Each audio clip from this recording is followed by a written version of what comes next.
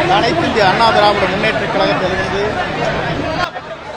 புரட்சித் தலைவர் வழியில் வெற்றி பயணத்தை 3 முறை ஆட்சி கட்டளை அமர்ந்தார்கள். அவர் என்னை அடையாளம் காட்டினார். அதற்கு பிறகு புரட்சித் தலைவர் அம்மா அவர்கள் கட்சி இருகூறுகளாக பிரிந்த நேரத்தில் அவரோடு உறுதுணையாக இருந்து பணிகளை ஆற்றினேன்.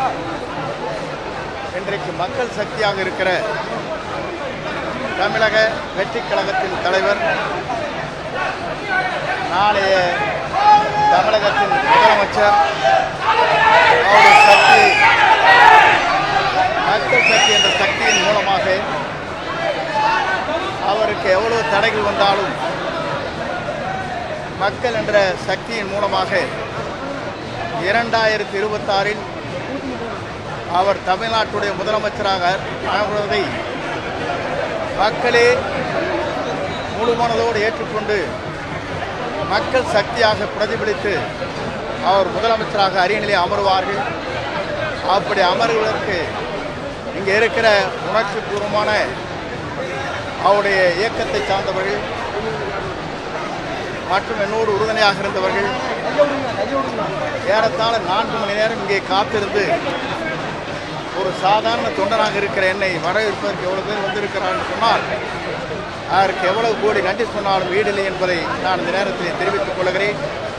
வெற்றி என்பது உறுதி செய்யப்பட்ட ஒன்று, அது மக்கள் சக்தியாக மாறியிருக்கிறது. ஆகவே இந்த மக்கள் சக்தியின் மூலமாக தமிழகத்தில் ஒரு மாற்றத்தை, புதிய சமுதாயத்தை உருவாக்குவதற்கு, ஒரு நேர்மையான ஆட்சியை தமிழகத்தில் உருவாக்குவதற்கு, புனிதமான ஆட்சியை தமிழகத்தில் உருவாக்குவதற்கு புறப்பட்டிருக்கிறார்.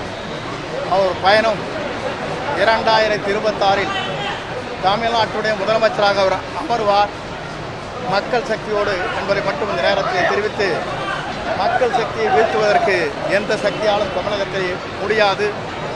ஆகவே மக்கள் சக்தி என்று ஒன்று திரண்டிருக்கிறது. ஆகவே வெற்றி என்ற நிலையில் அவருடைய பயணம் மேலும் மேலும் மக்களுக்காக, மக்களுடைய சேவைக்காக பல கோடி ரூபாய், இன்றைக்கு 500 கோடி ரூபாய் ஆண்டிற்கு வருவாய் வந்தாலும் கூட அதை தூக்கி எறிந்துவிட்டு மக்கள் சேவை செய்வதற்காக, புனித ஆட்சியை தமிழகத்திலே கொண்டு வருவதற்கு துணிந்து இந்த இயக்கத்தை இன்றைக்கு உருவாக்கி இருக்கிறார்கள். அதில் நான் இடம்பெற்றிருக்கிறேன். இவர்களோடு சேர்ந்து அந்த பணிகளை என் உயிர் மூச்சுள்ள வரை அவரை முதலமைச்சராக உருவாக்குவதற்கு நான் சொல்றேன். புதிதாக இதைத்தான் அன்றைக்கு கேட்டார்கள். புரட்சித் தலைவர் ஆட்சி துவங்குகிற போது அண்ணாயிசம் என்றால் என்ன என்று உங்கள் பத்திரிகையாளர் கேட்டார்கள்.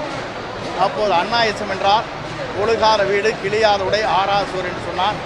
இன்றைக்கு சொல்லியிருக்கிறார், எல்லோருக்கும் வீடு வேண்டும், பொருளாதாரத்தில் உயர்த்தப்பட வேண்டும், எல்லோரும் 2 சக்கர வாகனத்திலே பயணம் செய்ய வேண்டும் என்று அவருடைய மனிதநேயத்தோடு இன்றைக்கு அறிவித்திருக்கிறார். அதோடு மட்டுமல்ல, 2 ஆட்சிகள் தான் நடைபெற்றுக் கொண்டிருந்ததே, இப்போ நடைபெற்றுக் கொண்டிருக்கிறதே தவிர அன்றைக்கு நான் சொல்லவில்லை, அது மனத்து விடக்கூடாது. புரட்சித் தலைவர் வரையிலும், புரட்சித் தலைவர் அம்மா வரையிலும் புனித ஆட்சி தமிழகத்தில் நடைபெற்றது. இன்றைக்கு நடைபெற்றுக் கொண்டிருக்கிறது. 2 ஆட்சியும் மாற்றப்பட வேண்டும் என்று எல்லோரும் விரும்புகிறார்கள். புதிய அங்கே பயணத்தை மேற்கொண்டிருக்கிற அவர் வெற்றி என்பது மக்கள் சக்தியால் தமிழகத்திலே மிக விரைவில் உருவாகும்.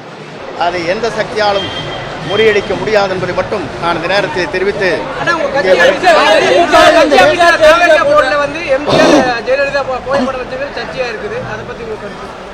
என்னை பொறுத்தவரையிலும் நேற்று தினம் பத்திரிகையாளர் கேட்டார்கள், உங்கள் படத்தை, அம்மா படத்தை வைத்துக் கொண்டிருக்கிறீர்களே, இப்போது இதில் இணைக்கப்பட்டிருக்கேன் என்று கேட்டார்கள்.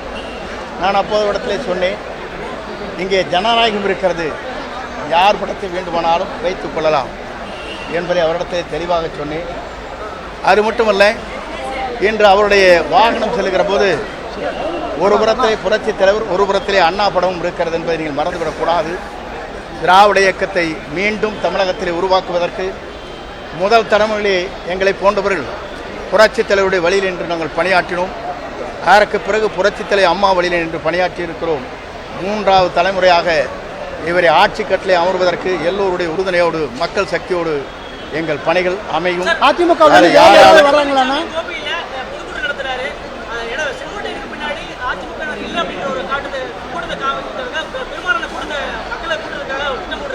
அது எப்படி பாக்குறீங்க?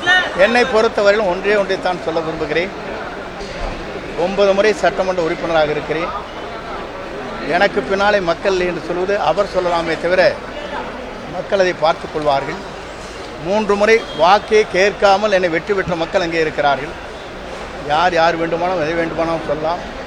ஏனென்று சொன்னால் ஒன்றை நான் சொல்லுகிறேன். நான் என்று ஒருவன் நினைத்தால் ஆண்டவன் தான் என்று காட்டி விடுவார்.